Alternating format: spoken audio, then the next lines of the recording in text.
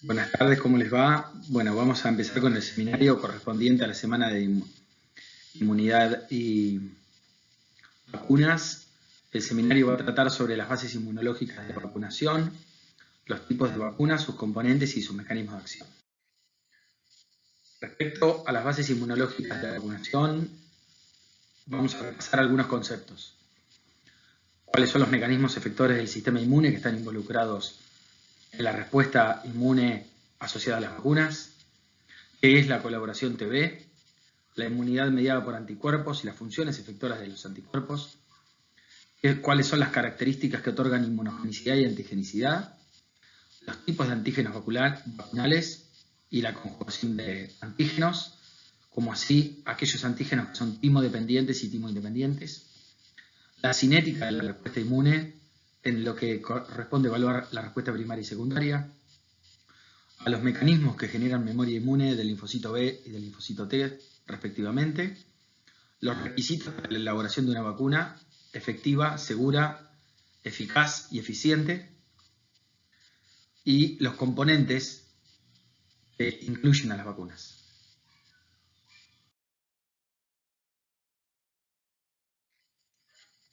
Respecto a las bases inmunológicas de la vacunación, es conveniente destacar cuáles son los mecanismos efectores que utiliza el sistema inmune para controlar agentes. En este caso, tenemos que considerar que el sistema inmune posee la capacidad de clasificar agentes agresores y dar respuesta adecuada a cada uno de ellos dependiendo de las características morfológicas de ese agente, como también así del tipo de patrones moleculares asociados a patógenos y los receptores de reconocimiento de patrones que vaya a utilizar. Para esto hay que reconocer a un patógeno y clasificarlo como patógeno, y para esto controlar agentes intracelulares, tanto bacterianos como virales, en el caso puntual, detectando un patógeno y generando mecanismos de inflamación. Por otro lado, a aquellos patógenos que infectan células y que alteran sus características morfofisiológicas, se puede generar una acción de lisis o apoptosis celular programada que está comandada por la acción citotóxica de los linfocitos T y las células natural killer. De la misma manera, para aquellos patógenos extracelulares o las toxinas que estos patógenos poseen, podemos neutralizarlos a través de anticuerpos opsonizantes o anticuerpos neutralizantes y sirven para controlar este tipo de agentes. La inmunidad adaptativa representada por los linfocitos T y B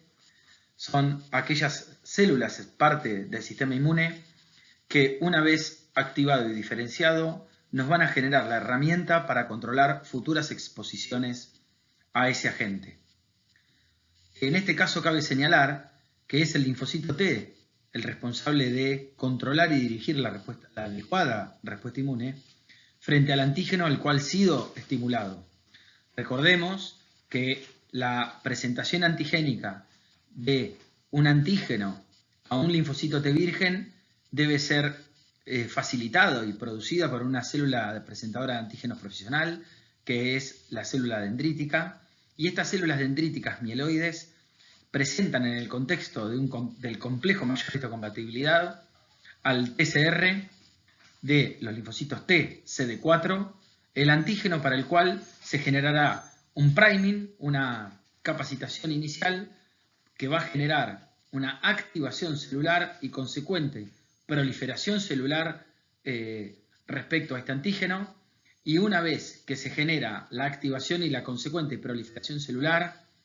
se van a generar los efectores necesarios que van a participar y colaborar del control de ese antígeno. Por lo tanto, tendremos linfocitos T efectores que van a colaborar con la maduración y la generación de células plasmáticas, de linfocitos B y generación de células plasmáticas productoras de anticuerpos, como las TH foliculares, y diferentes estirpes del linfocito T, como los linfocitos T efectores y T de memoria, que van a ser requeridos en futuras exposiciones o en la segunda o futuras exposiciones al mismo antígeno. En este sentido, es importantísimo reconocer y conocer cuál es el mecanismo de colaboración del linfocito T con el linfocito T, conocido como mecanismo de colaboración TB, que es por el cual un linfocito T CD4 colabora y ayuda a las células, a los linfocitos B, a producir anticuerpos y a diferenciarse en una célula plasmática productora de anticuerpos. No solamente este mecanismo se va a ejercer a través de la generación de células plasmáticas, sino también en la generación de células de memoria que van a ser requeridas prontamente en un futuro estímulo por el mismo antígeno al cual han sido estimulados. Entonces, los linfocitos,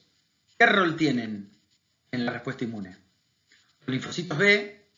generarán células plasmáticas y células de memoria responsables de la temprana acción frente a un nuevo estímulo por el mismo antígeno. Las células plasmáticas producirán anticuerpos de tipo IgG o IgA, dependiendo dónde han sido estimuladas, en qué órgano linfático secundario.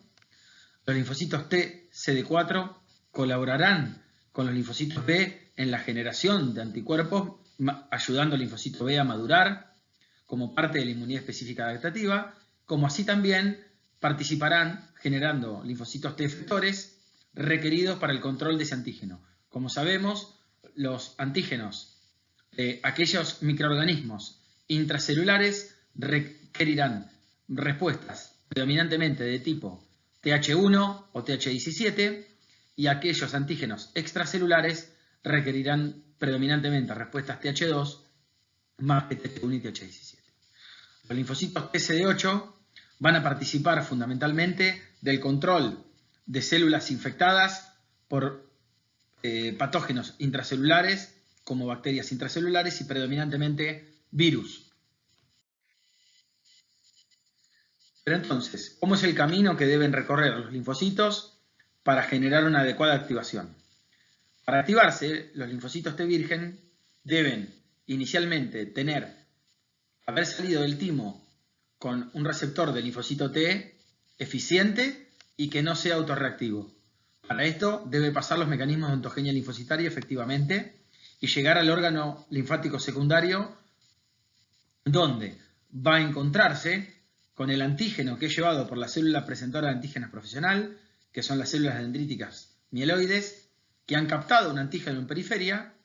y se han migrado al órgano linfático secundario para presentarlo en un contexto de MHC con el antígeno al TCR, en este caso CD4 o CD8, que reconocerán en un contexto de reconocimiento ligado a través de su receptor del linfocito T al antígeno presentado. De esta manera, el reconocimiento antigénico constituye lo que denominamos sinapsis inmunitaria.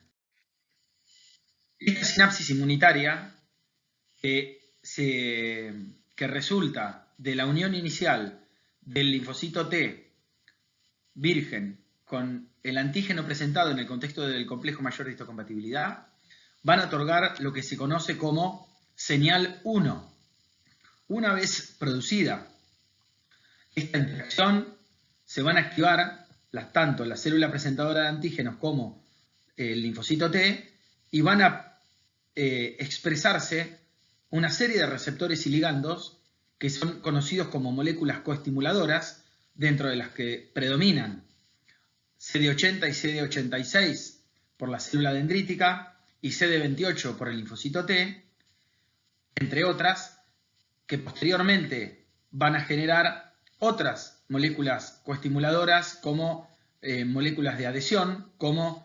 integrinas, como BCAM e ICAM, que van a estabilizar la unión entre el linfocito T y la célula presentadora de antígenos. A esta situación se la conoce como señal 2. El linfocito B, a base de cada activación y diferenciación, requiere dependiendo del tipo del antígeno, sabiendo que los linfocitos B pueden reconocer al antígeno, al patógeno, en su configuración nativa, y este patógeno puede expresar antígenos que requieren la colaboración del linfocito T, y a esto llamamos activación vía timo dependiente, y a los que no requieren la colaboración con un linfocito T se lo conoce como activación timo independiente. Esto se basa directamente en el reconocimiento directo de ciertos patrones moleculares asociados a patógenos como lipopolisacáridos o polisacáridos en la membrana por el receptor de la célula B, sobre todo en aquellas células, por ejemplo, linfocitos B1 y de la zona marginal del vaso, que inducen la temprana producción de IgM y generan nada de memoria o memoria de baja, muy rudimentaria. Aquellos antígenos que han sido procesados y han sido presentados al linfocito T y que son reconocidos en otro epitope, diferente epitope por el linfocito B, que en general son antígenos proteicos, son aquellos antígenos que son conocidos como T dependientes. ¿Por qué son T dependientes? Porque para la activación del linfocito B requieren de la colaboración de un linfocito T diferenciado en TH folicular o en algunos casos TH2, que colabora con la activación celular del linfocito B para diferenciación en células de memoria y células plasmáticas, como pueden ver a la derecha. Una vez generado el reconocimiento antigénico y la adecuada proliferación y diferenciación de linfocitos B2 en células de memoria y plasmocitos,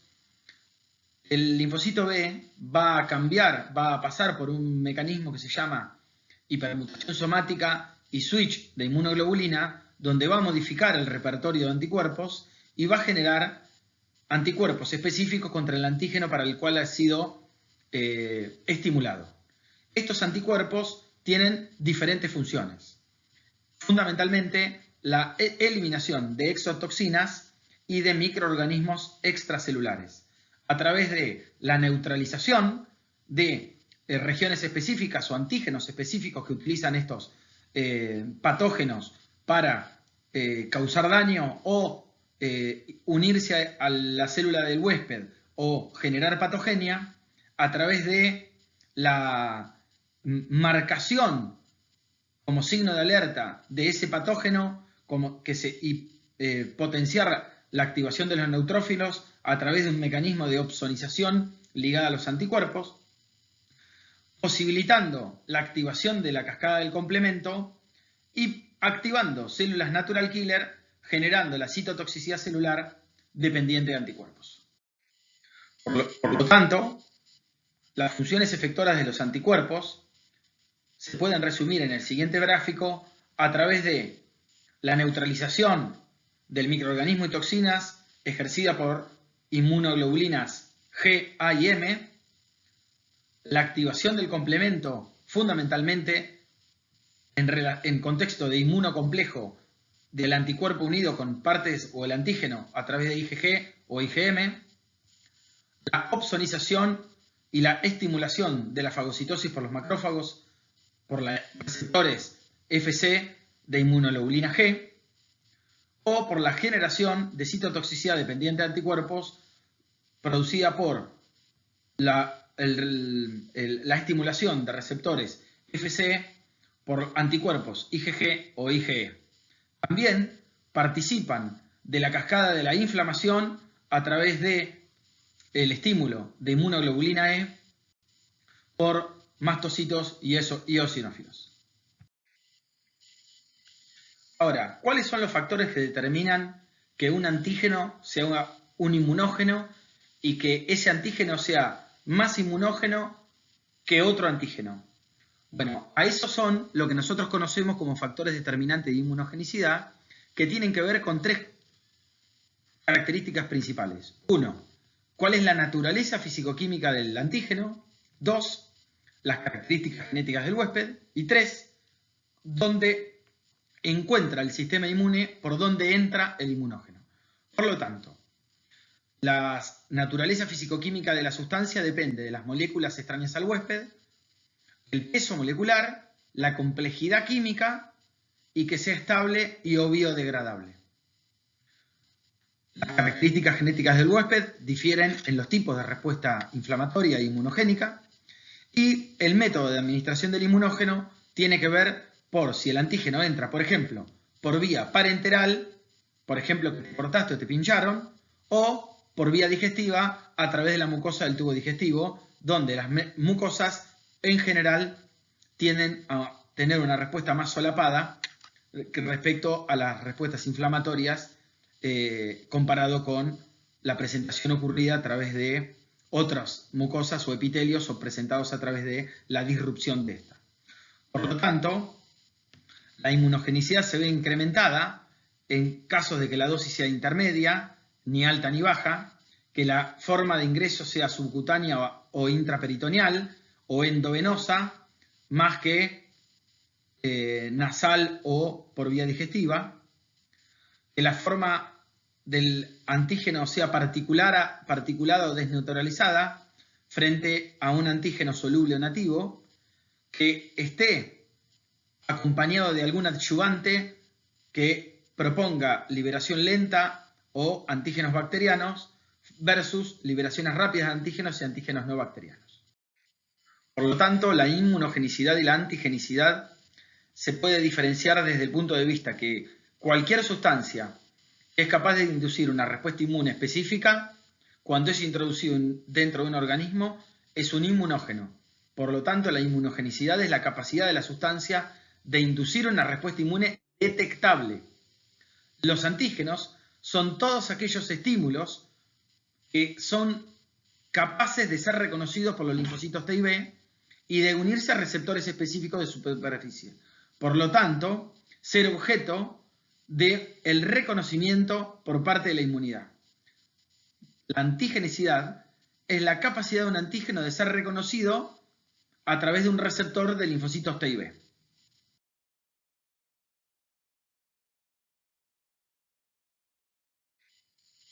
Entonces, si consideramos los diferentes tipos de antígenos que tenemos que considerar que hay antígenos que son T-dependientes y antígenos T-independientes. ¿Está? Los T-dependientes requieren, dijimos, la colaboración del linfocito T para generar una diferenciación de linfocitos B en células plasmáticas y células de memoria. Estos antígenos T-dependientes en general son antígenos proteicos, son inmunógenos en menores de 2 años de vida, generan respuestas robustas de anticuerpos de tipo inmunoglobulina G y dejan memoria inmunológica. Aquellos antígenos T independientes son antígenos en general polisacáridos o lipopolisacáridos,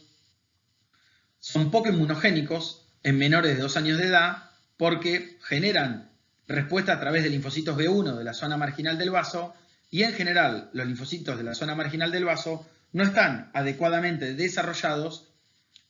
hasta los 2 años de vida. En general generan respuestas de anticuerpos tipo IgM, son conocidos como IgM naturales, algunos de ellos, aunque también generan respuestas de tipo IgG, básicamente IgG2 e IgG4, y generan una memoria inmune a muy corto plazo. Respecto entonces a los antígenos y a la activación de los linfocitos B. Como sabemos y estuvimos viendo hasta aquí, en la diapositiva anterior, los polisacáridos tienen una respuesta inmunogénica T independiente, pero esta respuesta, que se da más robustamente en mayores de 2 años de edad y en general confiere poca memoria inmunológica y es acompañada de una producción predominantemente de inmunoglobulina M, nosotros podemos generar una adecuada respuesta inmune en menores de 2 años de edad si adjuntamos, si le mejoramos la inmunogenicidad a este antígeno polisacárido, potenciando la respuesta del linfocito B al ser estimulado también los linfocitos T que generen por un mecanismo de coadyuvancia ¿sí?, de conjugación de antígenos, donde conjugamos un antígeno proteico con uno polisacárido, posibilitando la estimulación de los linfocitos T, y de esta manera generar una respuesta T dependiente en un antígeno que originariamente y por sí solo era solo T independiente, como son los antígenos polisacáridos. De esta forma, poder generar una amplia respuesta a linfocitos B2, generando linfocitos B de memoria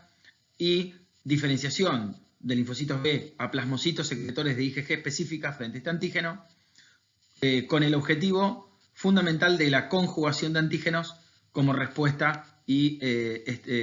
perfil de estímulo de los linfocitos B y T. Es interesante también marcar qué diferencia hay entre las respuestas primarias y secundarias. Como su nombre lo indica, la primera exposición de un individuo a un antígeno, cualquiera fuere, en este caso vaccinal, se denomina inmunización primaria. La respuesta inmune que se produce es relativamente débil, predominantemente de IgM, de corta duración. Ahora, cuando existe una segunda exposición o una reexposición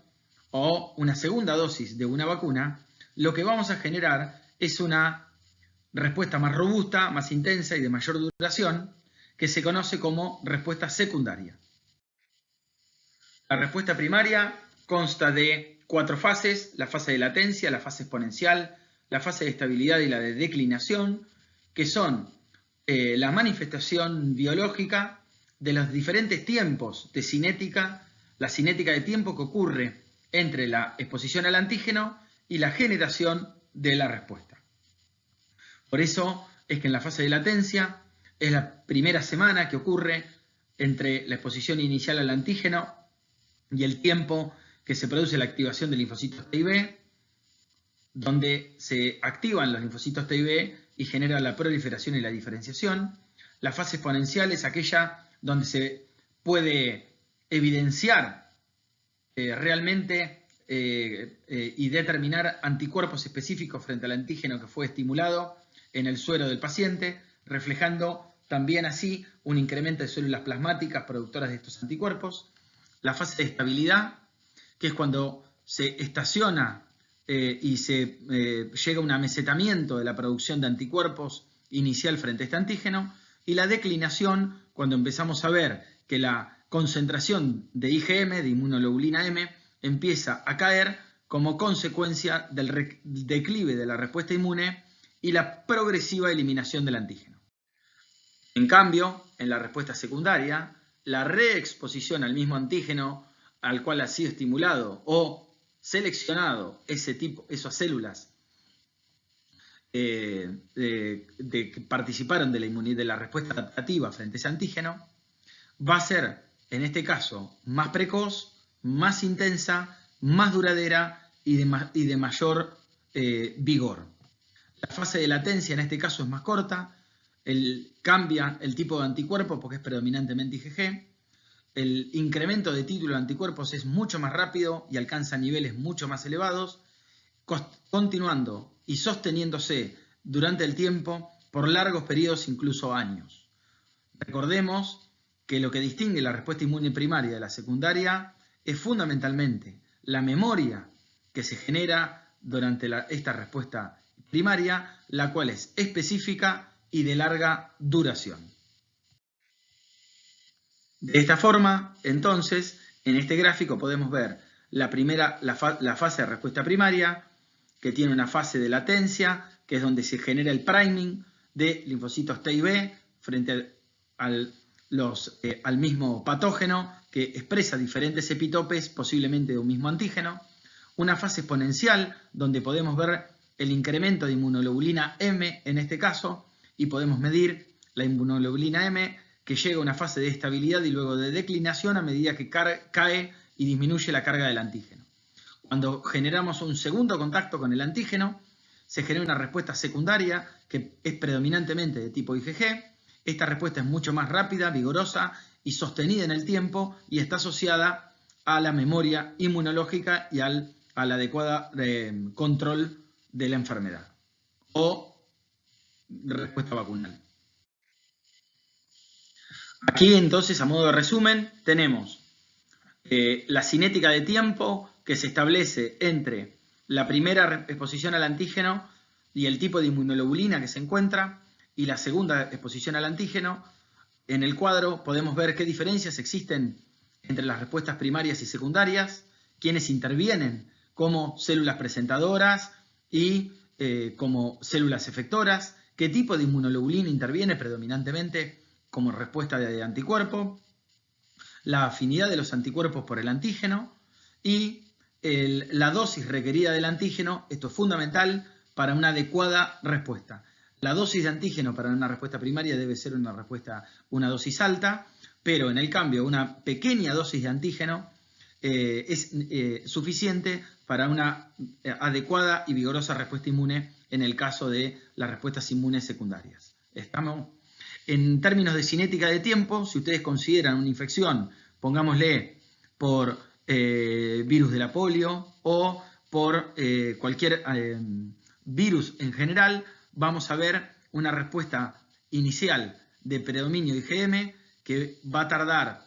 alrededor de una semana a 14 días en encontrar su pico, a esto latencia y fase estacionaria, y luego declina progresivamente para la tercera o cuarta semana. Ese es el tiempo donde una respuesta secundaria de anticuerpos a una reexposición se comienza muy rápidamente, y luego de la respuesta primaria hay una producción de IgG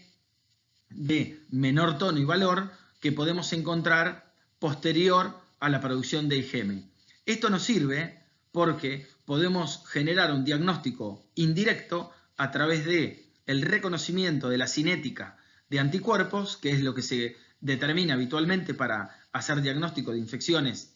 de cualquier tipo, a través de la cinética de producción de IgM e IgG, sabiendo que si estamos detectando IgM, en general se condice con una respuesta, una infección aguda, y si encontramos IgG, excepto que midamos la cinética en el tiempo con una nueva determinación,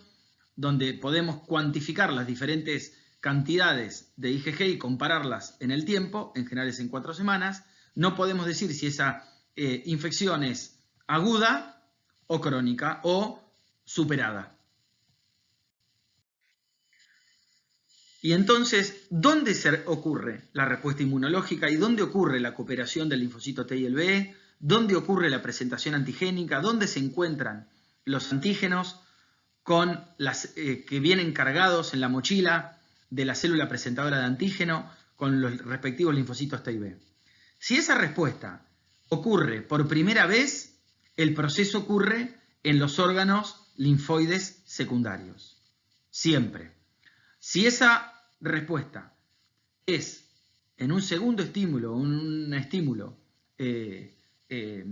salvaje, puede llegar a ocurrir en el tejido efector a donde ha sido ingresado ese antígeno. ¿Por qué? Porque ya en ese lugar va a encontrar células de memoria o anticuerpos previamente formados que van a aumentar y potenciar la respuesta inmune secundaria. ¿Ok? Aquí podemos ver entonces las 3 fases que ocurren dentro de lo que es la exposición a un antígeno, en este caso focalizado por linfocitos T, CD8 efectores, donde para una infección viral ocurren 3 estadios: la fase de expansión, de contracción y de memoria, donde es determinante la presencia de citocinas inflamatorias para la adecuada función y expansión y resolución de la infección, mediado tanto por células T CD4 como por células T CD8 que requieren de citocinas inflamatorias para la generación de células T citotóxicas y o la presencia y ausencia en adecuada cantidad para la generación de células T de memoria. En lo que respecta a los linfocitos T, la memoria inmune generada a través de linfocitos T puede mantenerse aún en ausencia del antígeno. Esto puede ocurrir de diferentes maneras, pero el antígeno puede persistir dentro de las células dendríticas foliculares como complejos y, consecuentemente, estas células dendríticas foliculares pueden presentar el antígeno dentro de un centro germinativo en reexposición, estimulando a las células T a generar memoria. Estas células T de memoria también se pueden diferenciar en dos tipos: en células T de memoria central, que se encuentran en la sangre periférica, en órganos linfáticos secundarios y en la médula ósea, y su misión es patrullar los órganos linfáticos secundarios buscando si hay una reexposición a un antígeno. Pero también tienen capacidad de autorrenovarse y establecerse en tejidos periféricos, una situación a la que llamamos homing. Y memorias efectoras que se encuentran también en la sangre y en tejidos periféricos, formando parte de la primera línea de defensa y generando una respuesta inmune inmediata ante una reexposición al mismo antígeno. Entonces, ¿qué diferencia podemos encontrar entre las células T vírgenes y las de memoria en la respuesta secundaria? Algunas, si lo razonamos, lo podemos entender desde el punto de vista del sentido común. Las células T de memoria fueron creadas como un clon de respuesta a raíz de una célula virgen que respondió a un epitope de ese antígeno. Por lo tanto,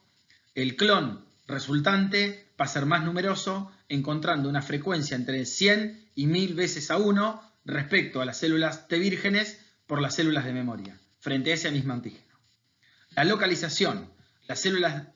T de memoria ya se encuentran localizadas en el tejido periférico o haciendo la guardia en órganos linfáticos secundarios, esperando el reingreso del mismo agente infeccioso.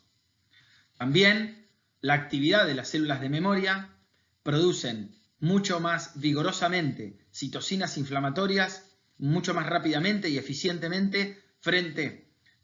a las células T vírgenes, y esta mayor eficiencia no se restringe solamente a su capacidad de producir citocinas, sino también a la actividad citotóxica mediada por células CD8. Y por último, lo más importante, la calidad de reconocimiento de ese antígeno, la especificidad y fuerza con la que se reconoce ese antígeno, que es conocido como avidez por el antígeno, es mucho más intensa en las células T de memoria y las T efectoras que respecto a las T vírgenes. Respecto a los linfocitos B, entonces, ¿dónde se desarrolla la generación, diferenciación y proliferación de linfocitos B para generar células de memoria? Esto ocurre en el órgano linfático secundario dentro del folículo, donde los centrocitos que han sobrevivido al proceso de selección darán lugar a dos tipos de células. Los plasmoblastos, que abandonan el seno germinal para generar su diferenciación en células plasmáticas, que a su vez producirán inmunoglobulinas de alta afinidad como IgG o IgE o IgA específicas para ese antígeno que han sido seleccionados, y los linfocitos B de memoria. Estos linfocitos B de memoria abandonarán los órganos linfáticos secundarios y recircularán por el sistema, retornando a los tejidos periféricos con alta afinidad para el antígeno y alta concentración de moléculas de histocompatibilidad, lo que les otorgará una rápida acción frente a un nuevo secundario estímulo, y la reexposición al antígeno inicial inducirá una rápida y masiva expansión clonal de los linfocitos B de memoria, y una fracción de estas células se diferenciará nuevamente a plasmocitos de larga vida media. Entonces aquí tenemos como resumen gráfico las respuestas asociadas de los linfocitos B, desde la respuesta T independiente y las respuestas de aquellas que ocurren en los linfocitos B vírgenes, B1 o de la zona marginal del vaso, y las respuestas T dependientes que requieren la colaboración de un linfocito T folicular, activando un linfocito B2 que va a seleccionar linfocitos B de memoria y plasmoblastos, algunos plasmocitos de corta vida media, y aquellos linfocitos B de memoria que han sido reestimulados por un linfocito T con el mismo antígeno van a generar plasmoblastos de larga vida media que van a migrar a la médula ósea y van a irse a vivir a la médula ósea como plasmocitos de larga vida media, secretores de inmunoglobulinas específicas frente a ese antígeno. En cambio, los linfocitos B1 o de la zona marginal del vaso, T independientes, van a generar plasmocitos de corta vida media, generando al final limitación de la respuesta inmune frente a ese antígeno y corta memoria. Entonces, para ir concluyendo, ¿cuánto dura la memoria inmune? Y la memoria inmune depende de varias cosas. Depende de la carga del antígeno, del tipo de antígeno, del tipo de respuesta,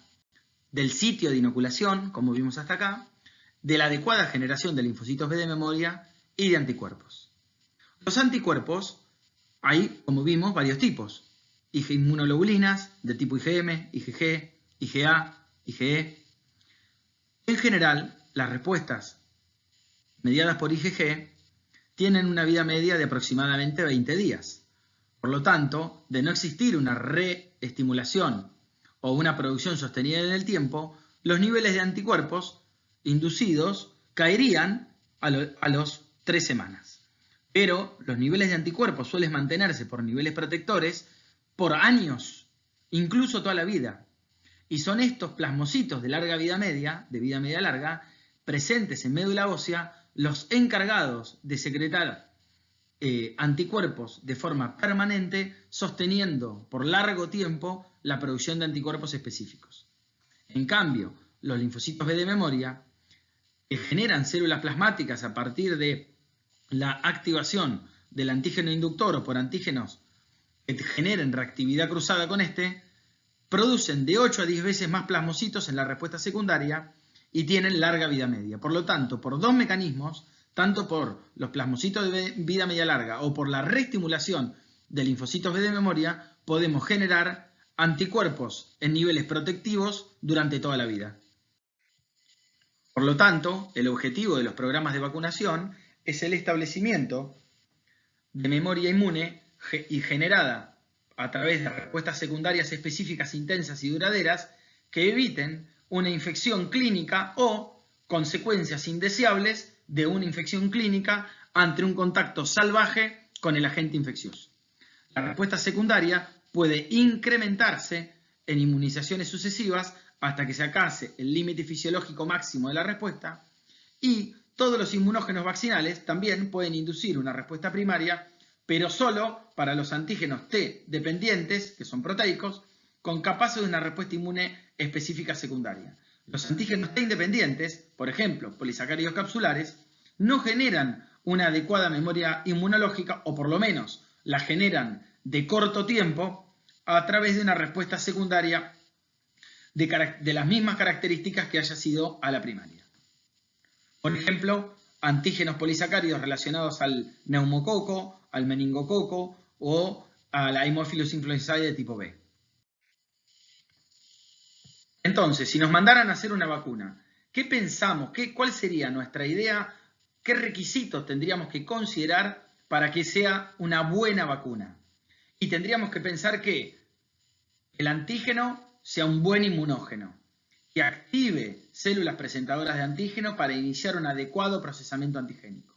que pueda activar adecuada y eficazmente linfocitos T y B con formación de una gran cantidad de células de memoria, que ese antígeno sea reconocido por los linfocitos T a través de múltiples epitopes y que persista la persistencia de los antígenos en los tejidos linfoides, donde los linfocitos B de memoria puedan continuar produciendo anticuerpos a través de sucesivas reestimulaciones y adecuada generación de plasmocitos de larga vida media. Entonces, ¿qué es una vacuna? Entonces, una vacuna va a ser algo que yo te puedo dar de forma externa a través de una suspensión del microorganismo o parte del microorganismo. Entonces puedo generar, atenuarlo, hacerlo tranquilizar al patógeno, a esto se lo conoce como microorganismos atenuados, o inactivarlo, ¿tá? o darte una partecita, que es la partecita que utiliza el sistema inmune para reconocer y neutralizar ese patógeno. ¿Está bien? Entonces, esas son las fracciones de los antígenos o los epitopes funcionantes del microorganismo que, administrados, inducen una respuesta inmune que controla y previene la enfermedad. Por lo tanto, las vacunas confieren inmunidad protectora, ya que es la resistencia ante una infección específica e incluye dos componentes: a los anticuerpos, lo que refleja la adecuada estimulación de la inmunidad humoral, y la inmunidad celular, a cargo de las células T, linfocitos T, CD4 y CD8 activados, que generan linfocitos T, CD4 y CD8 de memoria, que van a ser los encargados de sostener, junto con los linfocitos B de memoria, la respuesta inmunológica a largo plazo y de forma sostenida. ¿Y cuáles son los componentes ineludibles de una vacuna? Bueno, si miramos una vacuna o googleamos vacuna y vemos una foto o un video, vamos a ver que algunas vacunas vienen ya líquidas, preparadas, listas para su aplicación, y otras vienen en un polvito para reconstituir. En general, viene el líquido de suspensión, los adyuvantes y los preservativos, estabilizantes y antibióticos. Los adyuvantes son aquellos que permiten la obtención de títulos más elevados de anticuerpos. O sea, la idea del adyuvante es potenciar la presentación antigénica y la inmunogenicidad de la vacuna, del antígeno vaccinal. Los preservativos, estabilizadores y antibióticos son componentes utilizados para inhibir o prevenir el crecimiento bacteriano dentro de los cultivos virales o en el producto final y estabilizar al antígeno. Pueden ser antibióticos específicos o sustancias como el timerosal, que se utiliza para evitar la contaminación de los frascos multidosis. Tanto los adyuvantes como los preservativos contemplan el perfil de seguridad de las vacunas y potencian la inmunogenicidad de esa vacuna. Por lo tanto, entonces, en base a su importancia sanitaria, las vacunas se clasifican en sistemáticas, si son de interés comunitario, están en programas nacionales de inmunización, como el Calendario Nacional de Inmunización, o no sistemáticas, que se aplican en situaciones especiales según una indicación individual o zonal. Y hay otra clasificación que es de acuerdo a las características del antígeno, donde hay vacunas que están compuestas por el componente, el microorganismo vivo, pero atenuado, el microorganismo inactivado o muerto, o fracciones de ese microorganismo, como los toxoides, o obtenidos por recombinación genética, por ingeniería genética, en un laboratorio. Entonces, las principales diferencias entre las vacunas atenuadas e inactivadas es que las vacunas atenuadas son derivadas directamente del agente que causa la enfermedad, al que se le ha quitado virulencia, pueden producir una respuesta inmune similar a la infección salvaje, la respuesta es intensa y de larga duración, inducen aparición de inmunidad humoral y celular, la inmunidad que generan puede ser interferida por anticuerpos circulantes, por ejemplo, si el paciente estuvo previamente expuesto a ese mismo antígeno, suelen estar contraindicadas, por supuesto, en aquellos huéspedes que tengan compromiso del sistema inmune, y en general deben estar protegidas de la luz. En cambio, las vacunas inactivadas o muertas son por procedimientos químicos o físicos que se limita la virulencia del microorganismo, no se replican en la persona vacunada, solo se estimula la proliferación del sistema inmune, están compuestos sobre todo por virus o bacterias, o bien por fracciones de estos, inducen la respuesta inmune de menor intensidad de duración y en general se requieren varias dosis para generar una adecuada respuesta inmune. La respuesta a la vacuna no se afecta por la presencia de otros anticuerpos, como en el caso de gamma-glubulinas. Por ejemplo, entonces, como ejemplos tenemos de vacunas atenuadas a las vacunas de la triple viral, la de la virus varicela zoster, y vacunas inactivadas a las vacunas cuádruple o quíntuple bacterianas, tétanos, difteria, bordetella pertussis, antineumocóxicas conjugadas, etc. Entonces, si consideramos y nos referimos al cuadernillo de estudiantes, al núcleo 5, donde tenemos las actividades de la guía, en la actividad 2, donde observamos el gráfico cartesiano y pregunta, ¿cuál sería el mecanismo involucrado en el gráfico y qué representa la curva roja? ¿Y por qué piensa que la primera curva es diferente a la segunda? En base a lo visto hasta aquí, podemos fácilmente responder que el gráfico involucra a las respuestas primarias y secundarias dependiente de el priming de la respuesta mediada por anticuerpos IgM e IgG en un segundo contacto con el antígeno, y es el tiempo que involucra en la activación, presentación antigénica y proliferación y diferenciación tanto de linfocitos T y B como la generación de anticuerpos IgM e IgG en una primera respuesta y en una segunda respuesta frente al mismo estímulo antigénico. Si consideramos ahora entonces en los mecanismos de generación de memoria inmune y podríamos referirnos a explicar cómo se genera la memoria inmune en respuesta a la vacuna y dónde se genera, tendríamos que considerar el lugar, que es el órgano linfático secundario, y cómo se genera, tendríamos que considerar entonces a los integrantes que tienen que ver con el antígeno y su inmunogenicidad, la carga del antígeno, cuánto antígeno estamos dando, por dónde ingresa, a las células presentadoras de antígeno, las células dendríticas mieloides, que van a generar la activación de linfocitos T vírgenes y la diferenciación a linfocitos T foliculares y a linfocitos B, activar linfocitos B con el antígeno en el órgano linfático secundario. La memoria inmune dura de acuerdo al tipo de antígeno y al lugar donde ha sido generada. Sabemos que no es lo mismo la memoria inmune generada por linfocitos B que requieren colaboración con el linfocito T que linfocitos B que no requieren colaboración con el linfocito T, dado que se generan diferentes tipos y patrones de respuesta que involucran generación de plasmocitos de corta duración o de larga duración, y esto tiene que ver con la reestimulación de linfocitos B de memoria por parte de las células TH foliculares. Y los componentes de la respuesta inmune a la vacunación son estos que estuvimos repasando hasta aquí y que se vieron claramente en estas diapositivas que estuvimos terminando.